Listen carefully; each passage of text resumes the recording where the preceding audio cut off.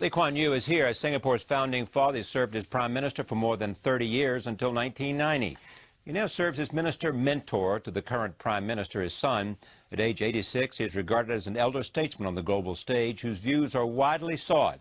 He's in the United States for meetings in New York with people like Henry Kissinger, in Washington with people like the chairman of the Federal Reserve, Ben Bernanke, and the president of the World Bank, Bob Zoellick. He will also receive a Lifetime Achievement Award from the U.S. ASEAN Business Council. I am pleased to have him back at this table to get a worldview that he is highly regarded for understanding the dynamics of the world that we have come from and the world that we are going to. So welcome.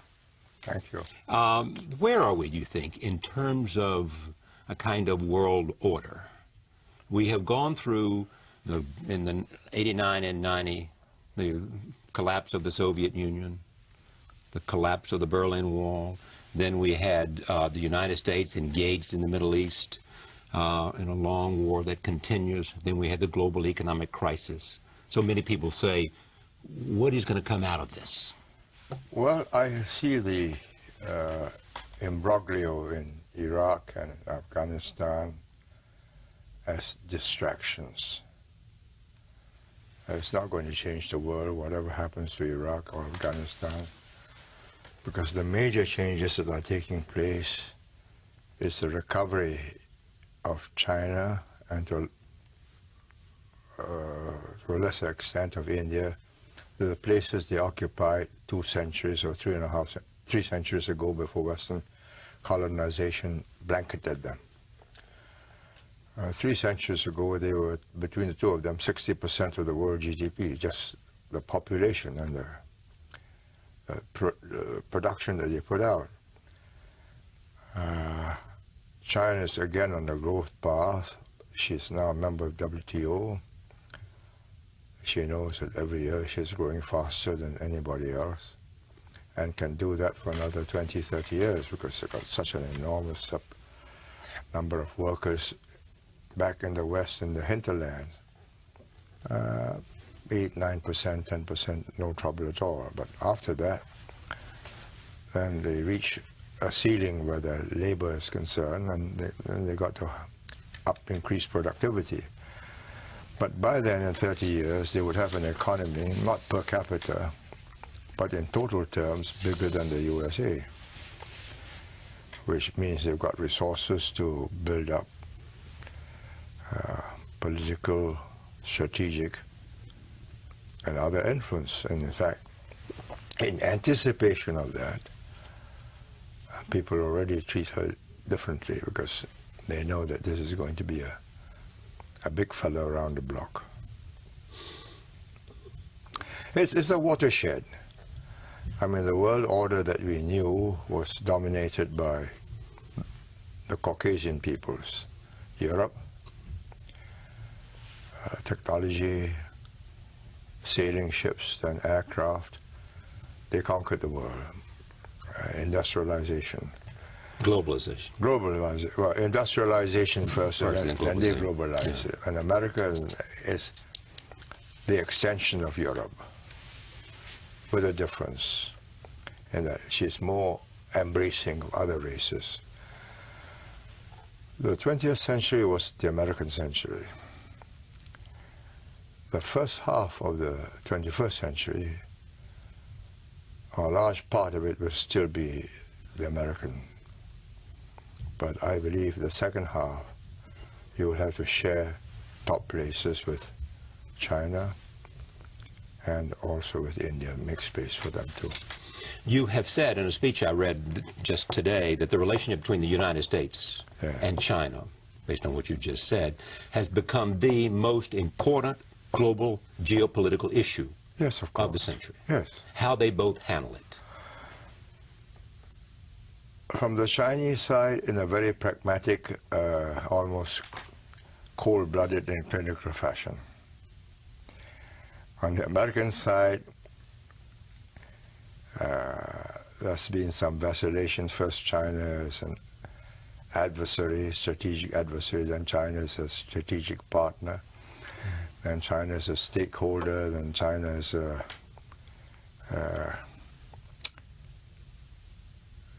not carrying its weight. But China wants to be, as in the famous words of Bob Zoellick, now the president of the World Bank, and they want to be a stakeholder.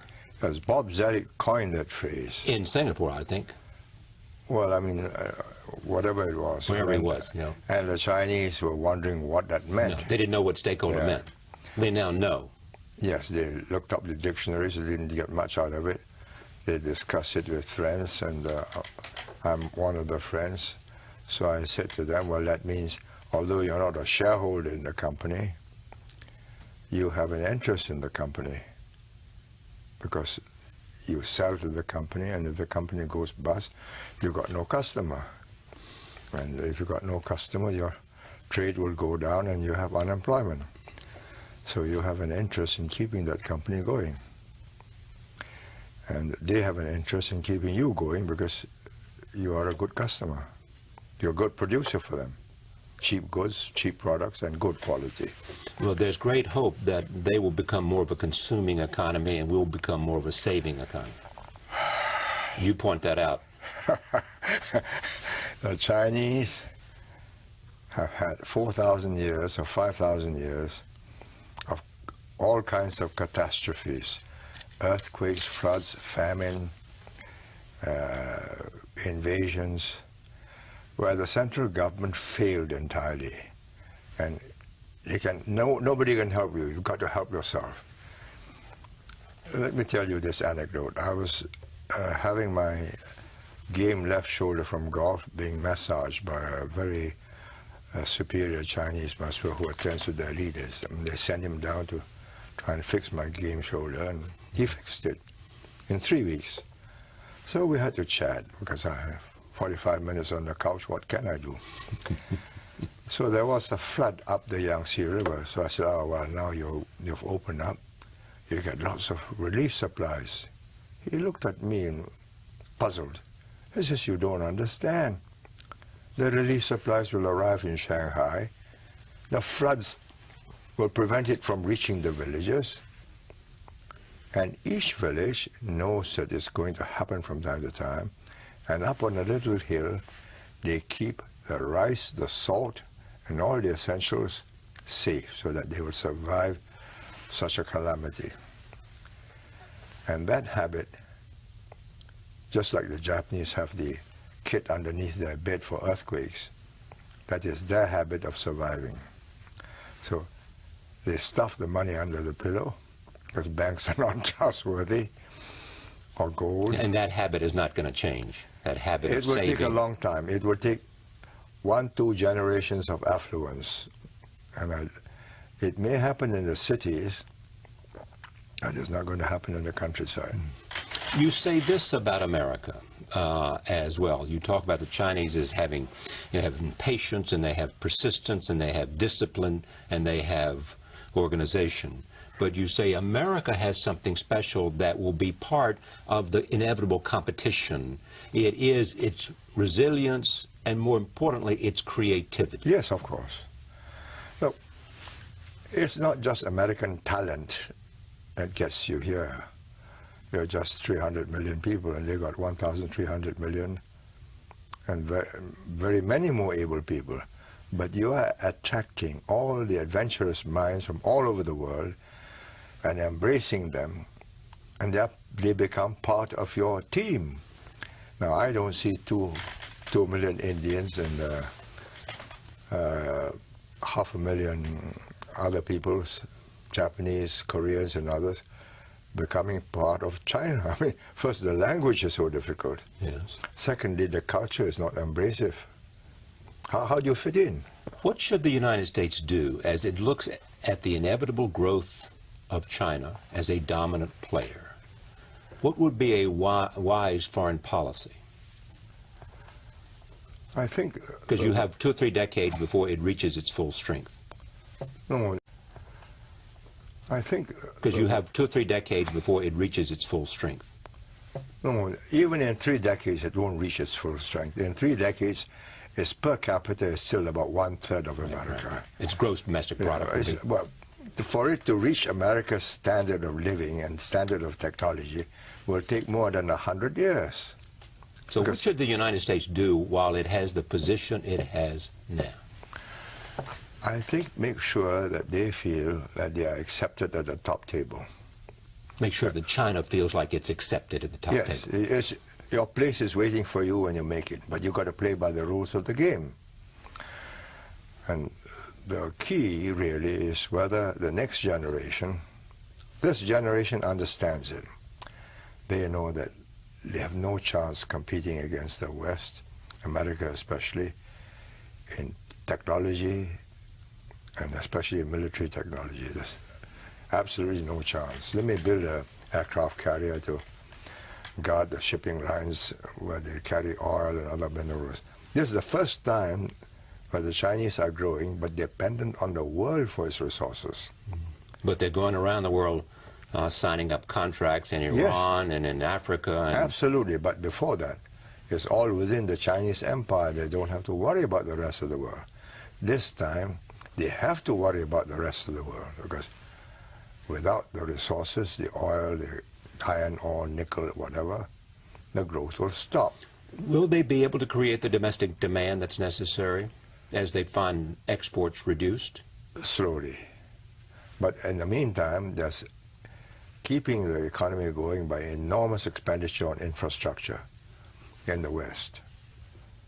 High-speed roads, high-speed railways, airports, telephone lines, bringing water from the south up to the north where it's arid and dry. Huge, enormous mammoth projects. That keeps it going. Will India have an advantage, some argue, because it's democracy and China is not? Let me put it this way. If India were as well organized as China, it would go at a different speed. But it's going at the speed it is because it is India. It's not one nation, it's many nations. It has 320 different languages and 32 official languages. So no prime minister in Delhi can at any one time speak in a language and be understood throughout the country. You can do that in Beijing. So in the end, do you think that system will change in Beijing? I think it will have to change as the people get more and more urbanized. Today it's about 40% urban, or less than 40% urban, more than 60% rural. When you reach the tipping point and 60, 70% are urban with mobile phones, PDAs, you can download anything you want, send any messages you want. It's already had its effect. I mean, the Sichuan earthquake, in the old days, nobody would know about it, except seismologists who say, well, such an earthquake took place. Here, immediately, SMS, all the Chinese knew, the world knew, and they had to go public. And the prime minister took a plane full of pressmen and went there and tried to comfort them and assure them that they'll be. So you're saying that communication and technology and the flow of information will have an impact. And the urbanization. If you're in the countryside, that's different. You can be isolated. But when you are together in an urban center, and they are planning 10 urban centers with 40 billion people each. That's their plans, on the greater scheme of things. 40 billion people in 4 mega cities, all with, you can call up a meeting anytime you want. You call a riot anytime you want. So it's a different world. Therefore, you have to pay attention to what people think. And today they're watching the internet very carefully, because they know what the average person in the cities are thinking. Now, what are they afraid of? Where is their fear of? No, it's not afraid. They just do not want to lose control. Well, so they're afraid of control. No, they are afraid that they will lose control of the situation. In the old days, way back in Mao's days, everybody is dependent on the state. The state is the only employer. And everybody has what you call a hukou. Hukou is a residence permit. And if you lose your job because you're anti the government or you're a crook or whatever, you've had it. There's no other employer. But today, there are multiple employers, all companies. So people have options. Yes, absolutely. And that means the government has lost control over the people. I mean, they can be entrepreneurs, they run their own businesses, shops, whatever it is. But are they moving towards some form, not a Western form, some form of more participation in the political process? They are co-opting all the successful people into the communist system. that's a smart policy. Jiang Zemin calls it the three representatives. So whether you're an artist, whether you're a businessman, whether you're an activist, anybody who's got the extra drive to contribute to a greater China, come and join us. Coming out of the global economic crisis, even though the United States is a dominant country, it is forced to look to build and to engage and build coalitions on a whole range of big issues. And there is never now a guarantee of unanimous support. It's hard to put together, for example, sanctions against Iran. Iran is a special case. Iran got oil and gas. The Chinese desperately need oil and gas. Russia is playing a game with Iran. Russia doesn't need oil and gas, but Russia wants to cut the U.S. down to size and remind the U.S., you need me to run the world. With the Chinese, they are doing their calculations. I think in extremis, they must know that if they buck the world, once the Russian says, all right, we agree, I would bet 50-50 that the Chinese will also say we So agree. if the Russians say we'll engage in sanctions, the Chinese will follow. They would not want to be the odd man out and be held responsible. What if the United States would find another partner or another supplier of energy for Iran? No, in place of Iran. Yes. Where do you find it? Well, in the Middle East, in Saudi Arabia, No. not possible. Not possible. But I had a Chinese diplomat say to me that they would welcome that. That if in fact they did not have a necessity of needing Iranian oil, they would go along with sanctions because they don't think they need Iranian oil, they need Arabian oil, they need Nigerian oil, they need Angolan oil, they need all the oil they can find anywhere. Yes, of course. To fuel the economic growth at 8%. Absolutely. Tell me about Russia and how you see Russia today. Well, look, I'm doing a little bit of business in Russia. Yes. I'm also a member of the board of the governors of the Skolkovo Business School, invited to join it by Medvedev, who is now the president. So I speak as one who is a semi-Russian colleague. I would say they would do enormously better if they could get their system right. The system's not as functional as it should be, because it has gone haywire. They have lost control over the various provinces. Putin is trying to bring it back to the center, but it's difficult. What do you think of the relationship between Putin and Medvedev?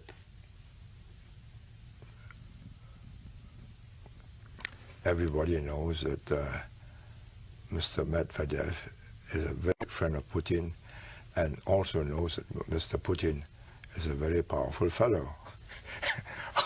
And Mr. Medvedev is working through very powerful men called Silivokis, who are all from the FSB.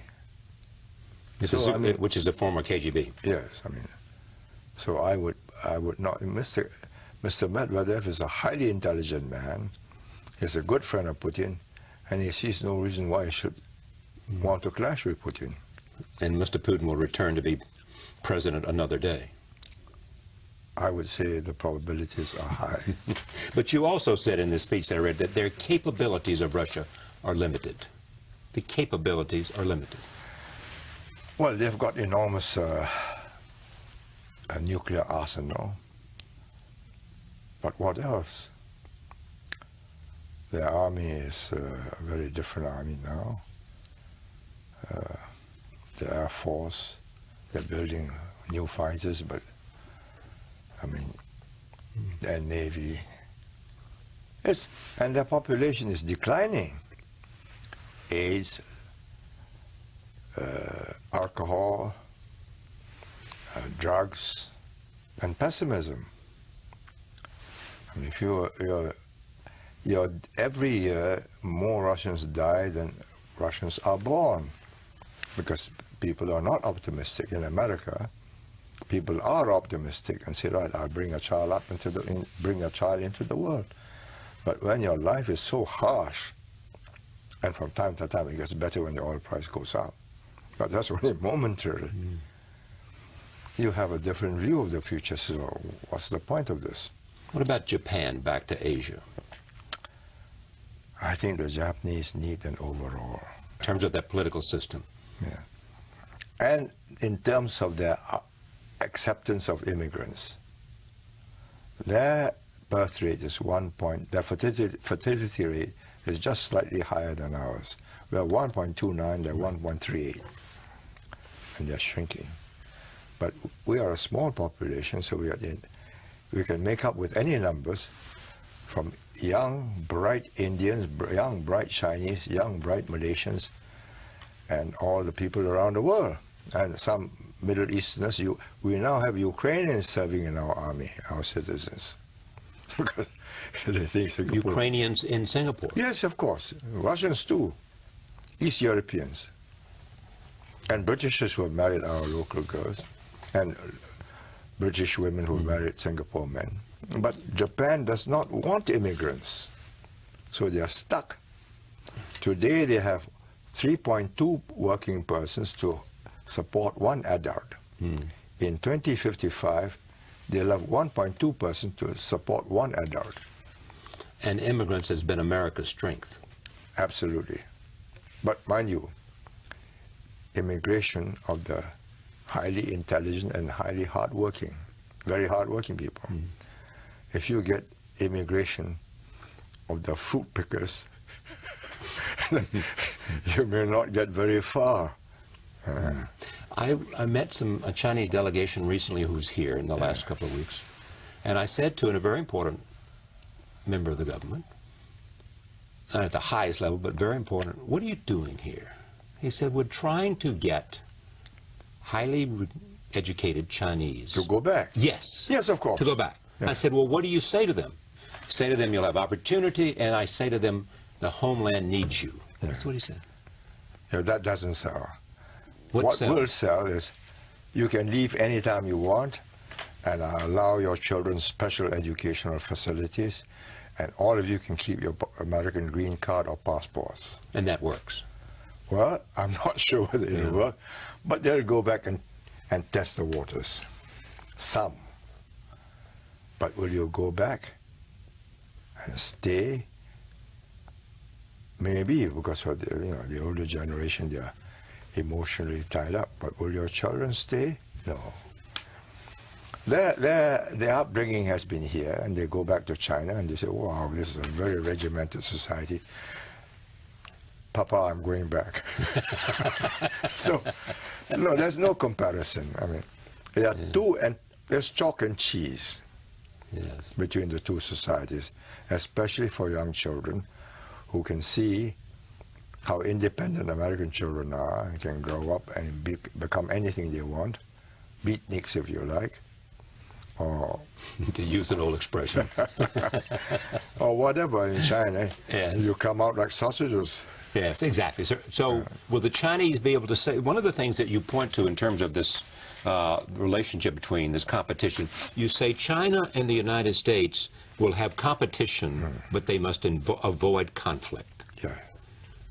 No, I think both sides don't want conflict. They don't want conflict. Yeah. China wants to spend time focusing on its internal development, its economic development. China wants time to grow. To grow. If there's going to be any conflict, let's postpone it for 50 years. But inevitably, at some point, as China grows, it's going to want to be the dominant nation in the world, because it'll have... But it is not going back to Tang China or Han China, where they were the only dominant power in the world. This time they're going back to a world where there are several dominant poles that's as inventive and more creative than them. So we're looking at a multipolar world. Yes, absolutely. And we'll never go back to sort of the kind of thing that we had between the Soviet Union and the United States. No. There'll be the U.S., there'll be China. The Indians are going to be themselves. They're not going to be anybody's lackey. They may not be as big as China in GDP. And you also suggest they've got to develop a manufacturing capacity. Yes, of course. You're going to have... Europe will be an economic force. It will not be a strategic, political, or military force, because they can't get together. The foreign policy. It's inevitable that they can never get together? I'm not saying it's inevitable, but if you look at them, there's still 27 different nations. I mean, they won't accept one language, although they all use English as a second language. But you tell them that in Brussels you speak either French or English, or either your own language or English, which is what is actually happening in committees, they absolutely refuse. So how long will that take to disappear? I don't know. I think it may never happen. Take Singapore. Yes. You have said that Singapore has to maintain its relevance. Yes. It has to be a place that people want to invest in. It has to be a place, go ahead. It has to be a place that's useful to the world. Otherwise it wouldn't exist.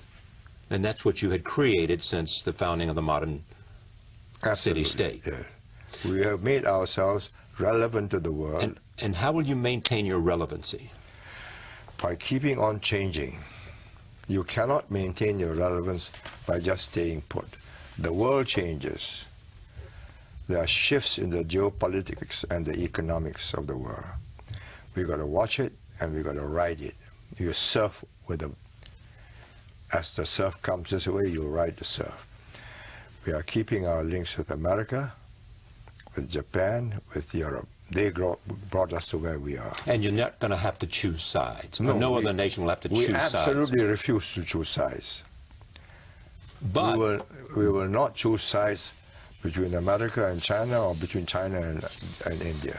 But I just read today an announcement by your sovereign wealth fund in Singapore of like over, what, $1.3 billion in new investments, none coming to the United States, going to China, to India, to Brazil, and I've forgotten where else.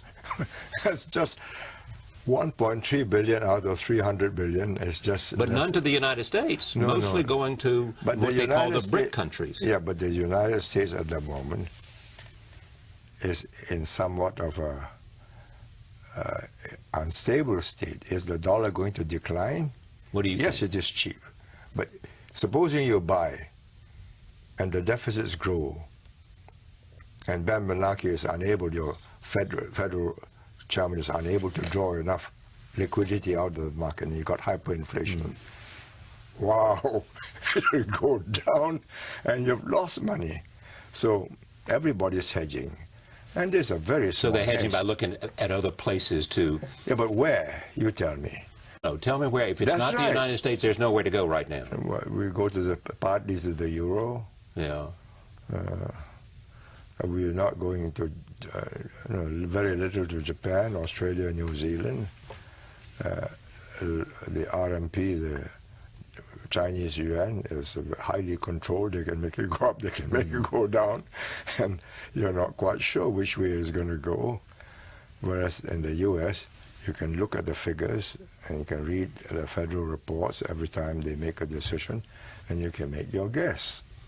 You also said that China and the United States, they both have to change their mindset. Yes. What did you mean by that? Well, for the Americans, you've got to cease to think in terms of the Chinese as of they are today.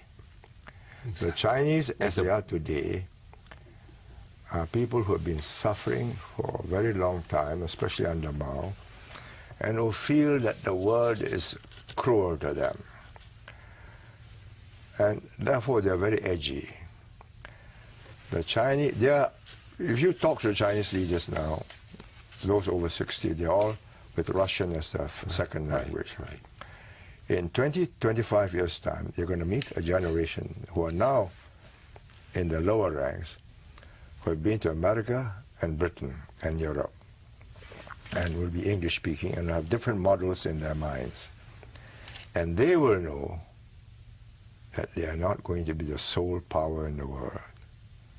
Not ever again, because this is a globalized world. And they know that they are dependent on the world for their growth, the resources that they need. So they're going to be part of the world. Yes. Before, I mean before meaning up till the time when the British and the others colonialized them in a partial way, everything grew within China. Whatever they needed, they captured territory. Then they found global markets. George H.W. Bush invited them to sell to America. He was the U.S. representative before they had ambassadors. And he had a liking for them. They were good to him. So he says, you sell to us. And they sold, and it succeeded. And they said, yeah, this is the way to get out of our poverty. That was your friend Deng Xiaoping that saw that. Yes. Yeah. Then they got into the World Trade Center as a member, WTO. I've just met Bob Rubin today, and he and Henry Kissinger and I, told him that Clinton turned down Chu Rongqi for this WTO. Right. So he said to him, that's a great mistake, because if you turn them down, all they will do is to be a spoiler. They'll reverse engineer all your patents, and you find generic products and imitations on the market. Now, bring them in, get them to observe the rules. Well, that's a big if. Yeah. You got to get them to observe the rules. They are going to have to observe the rules, and they will. And they understand that. No, because they are making patents of their own now. They want to open the markets around the world. That's and right. be a part of the global economy. No. They are doing research almost in every sector now, including life sciences. Here's which is something that Singapore got involved in very much with stem cell. Why did you do that? Well, we figured out that with these smart fellows around, and so many of them, whatever we do, they will do in time and better. But there are some areas where they will take a very long time to be able to do what we are doing. And that's to change the system from opacity to transparency, from no protection for copyright to protection for copyright, and rule of law. There are two rules of law in China, one for the ordinary citizen and the other for 76 million members of the Communist Party. And the judges will do what they know what the leaders require to keep the country stable. So would you, look, we've got all the big pharma companies in Singapore. Yes. They're not in China. They will sell their products. Because you have protection, you have rule of law, you have protection of patents. And we're doing joint research with them on the effect of these new drugs on various types, racial types of the population. Can you make an argument that a country who leads in technology and science, it will go a long way in terms of their place in the world? Yes, of course. That's why I think the U.S. will stay a very powerful and considerable inventor and creator of new products. When you look at the U.S. and its relationship and its concern about oil and its politics in the Middle East, you think it's a distraction? You think that it... No, I'm not saying the Middle East is a distraction. I think trying to make a country out of Afghanistan is a distraction. There was no country for the last 30, 40 years. They've just been fighting each other since the last king was chased out. Right.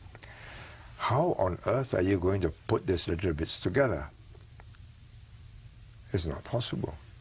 So therefore you do what? I'm not an expert, but in my simple mind, it strikes me that you won in Iraq, you won in Afghanistan, not because you fought the Taliban, but because you got the Northern Alliance to fight them. Exactly. And you provided the Northern Alliance with intelligence and the capabilities to bomb them and target them. And they captured the South. Oh. Yeah, but I mean, they've got governance problems over there, too. Yeah, that's all right, but that's their problem. Why do you want to make it your problem? So what would you do? Would you pull all the troops out and let whatever happens to Afghanistan happens to Afghanistan? It's not that threatening to the United States. Is that the argument? I don't know about that, because I think it cannot be more difficult for the United States and to have your troops stuck there. The Russians are a brutal, ruthless, so a lot of army people. Right. 120,000 of them were there. But they had to leave. Yeah. And we helped that because we supported the Mujahideen. Yeah. The Mujahideen had a lot of support from around the world who wanted to see the Soviet Union take it. Yeah.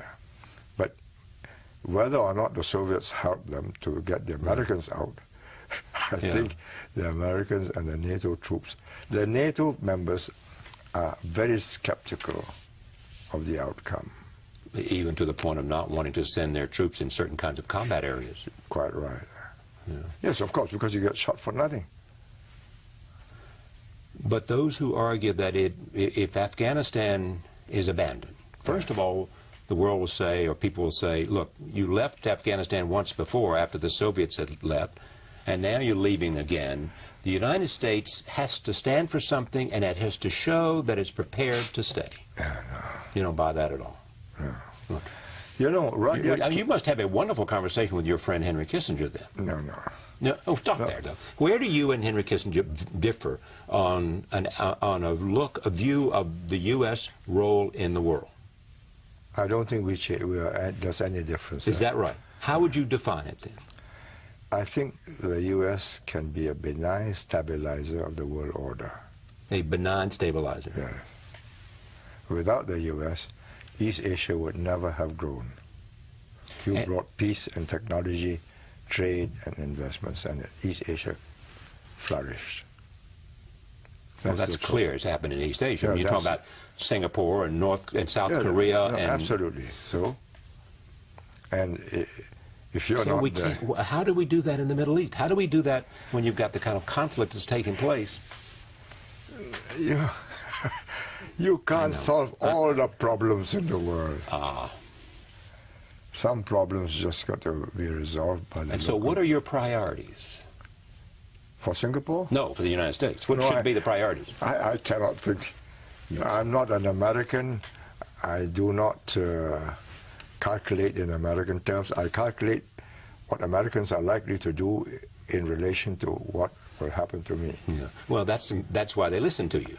That's why you're going to see Mr. Bernanke tomorrow, and that's why you're going to see Larry Summers, and that's why you're going to see all these American officials. They want to know how you assess the way the world is working today. And your central message is you got to engage, you got to make the Chinese feel like they are a worthy part of the world community, and you got to help them join the WTO and all the things they want to do. No, they've already joined. I know they've joined, but you've got to make sure that they're treated fairly. You've got to make sure that they understand membership requires certain obligations. Right. And the obligations start with responsibility. But you also say about the United States, it has to realize that most problems need an American participation in order to be solved. Yes, absolutely. Absolutely. So you and I had a conversation once about a whole range of leaders, and you said to me the man that you most admired of all the people you'd ever met was Deng Xiaoping. Yeah. That's what you told me. Yeah. Deng Xiaoping admired you too because he sent Chinese, 30, 40,000 of them, to Singapore to figure out what you were doing. Am I right? Yes. What was it you were doing that he wanted to see? He was astonished when he came for the first time in 1978 to tell us to prevent Vietnam from invading Cambodia because they're doing it on behalf of the Russians. Then he found a Singapore which was contrary to what he was given in his brief. Yes. He found a prosperous, orderly society, everybody owning their own homes and with a job. So I said, how did you get there? I said, well, we educated our people, and look at all these companies, Americans, Japanese, Europeans.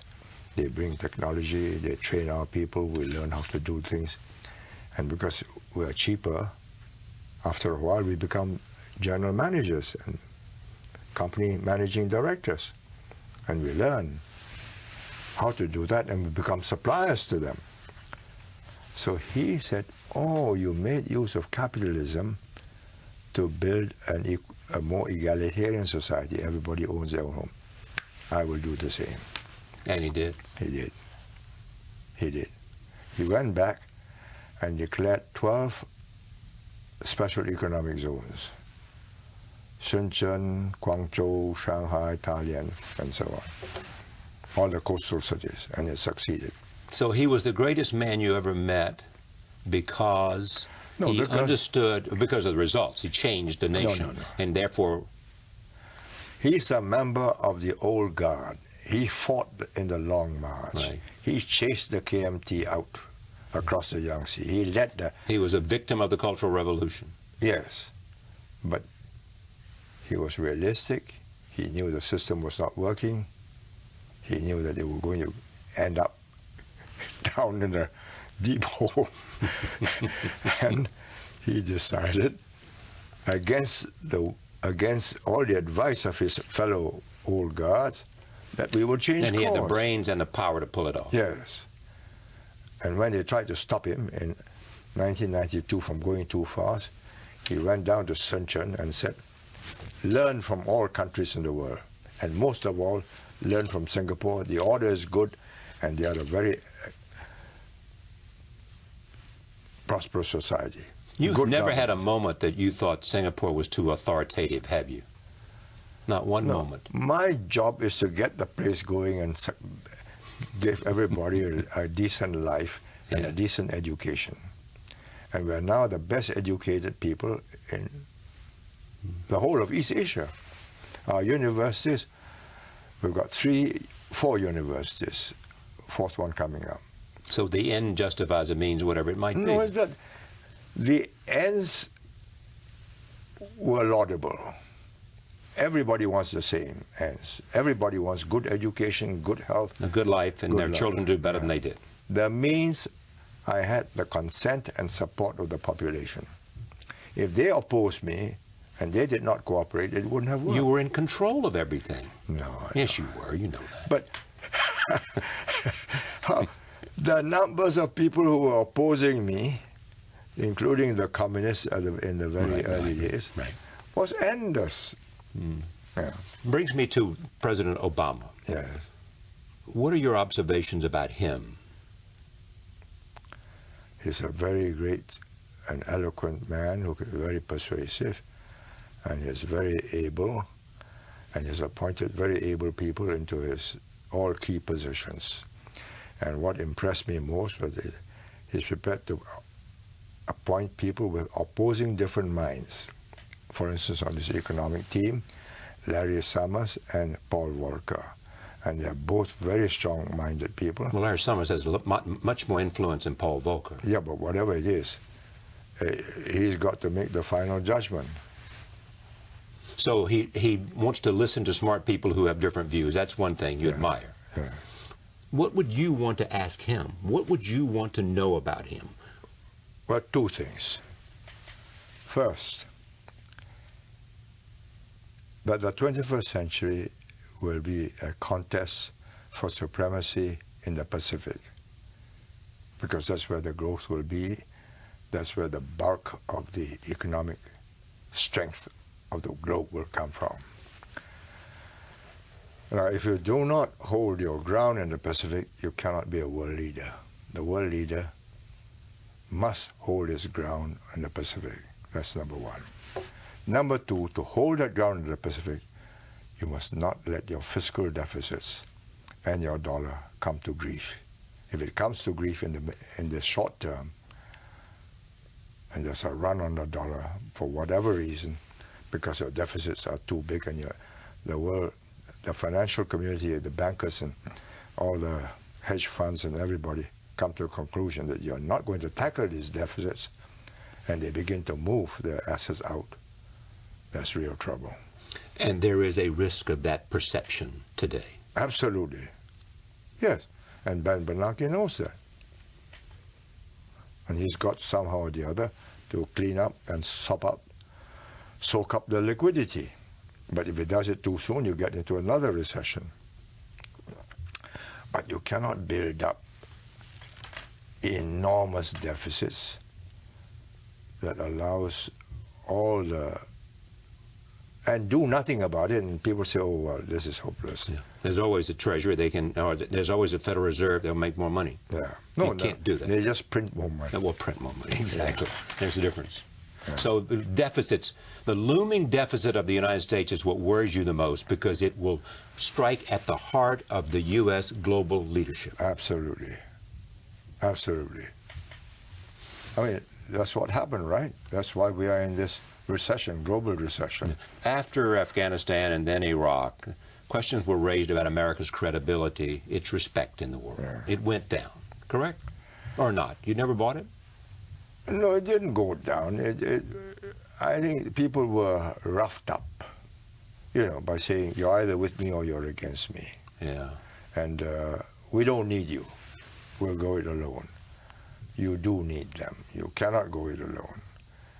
And all that ruffled everybody up.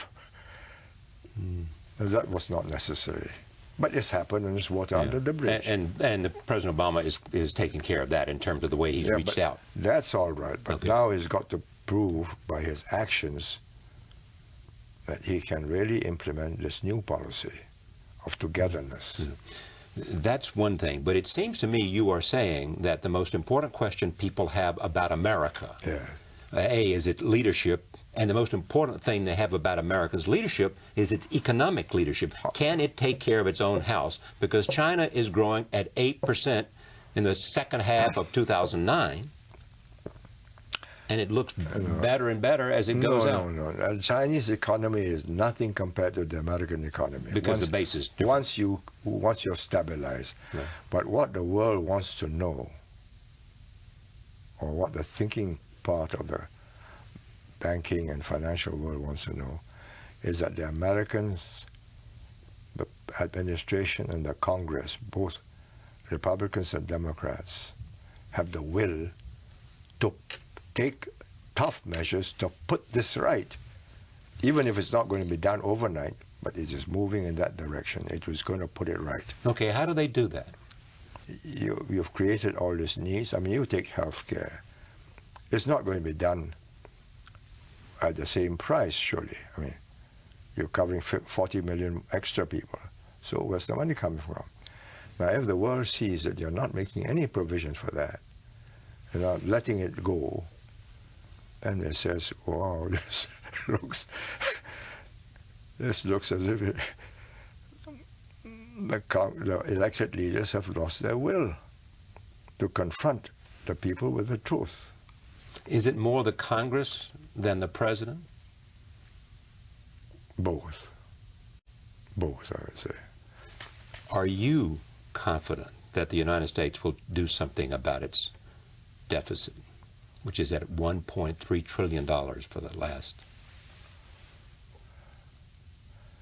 Well, if I'm not confident, and I have no hope of that, I wouldn't be here. Simple as that. Be here meaning? Be in America and wanting to understand what you're doing and what is going to come out of this, of your policies. So I meet people who were in the administration, who are in the administration, to understand the thinking, the feel, and their gut feeling of what's happening. What's the most important change and most significant change in your way of thinking about the world over the last 20 years? That the impossible can happen. I never thought that the Soviet Union would implode so easily. And I never thought that the Chinese would abandon the communist system and move into the free market so readily.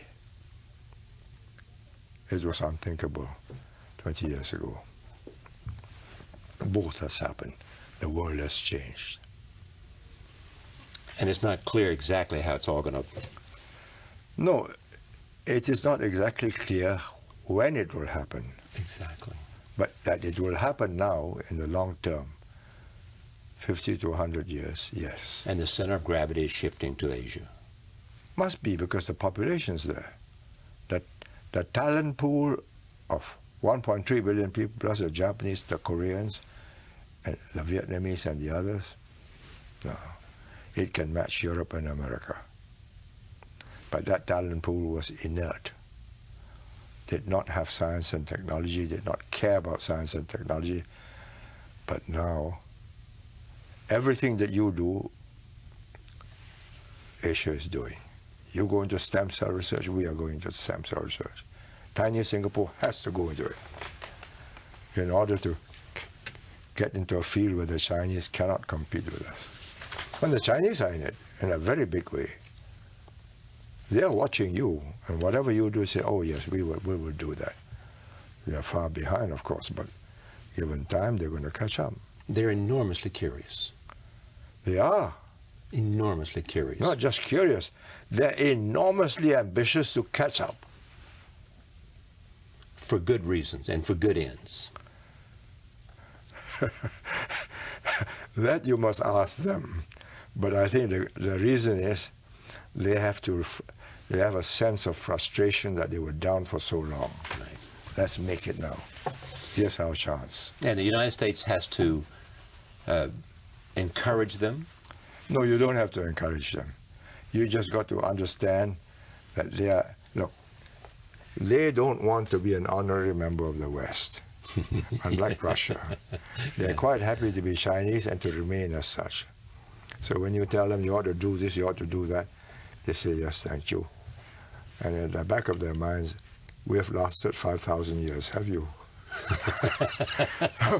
That Beijing Olympics, if you watch it, what was the message? We're back. No, 5,000 years. And don't forget, we invented all these things. And we're going to go ahead in the next 5,000 years.